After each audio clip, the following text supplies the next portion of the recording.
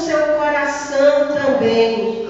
Vai estar falando de acordo com a sua necessidade, com aquilo que você pediu, com aquilo que você veio buscar de Deus nesta tarde, em nome de Jesus Cristo.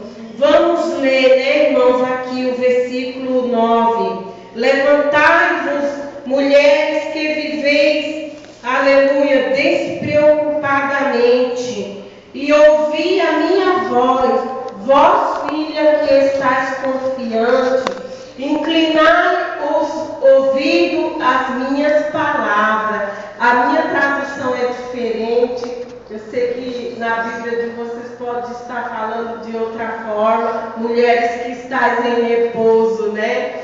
E, irmãos, uma dessas mulheres aqui, eu creio que sou eu, que o Senhor quer tratar nesta tarde. Amém? Amém. Você acha que Deus quer tratar com você nesta tarde? Amém.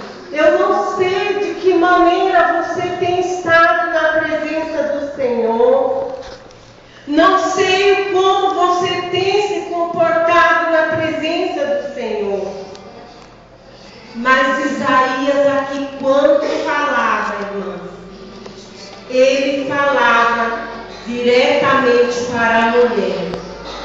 Vós que estáis despreocupadas, olha a situação que você está vivendo, olha a situação que você está passando, e você está acomodada, você está sossegada.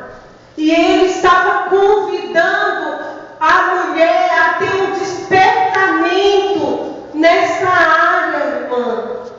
Por quê? Porque a situação estava crítica.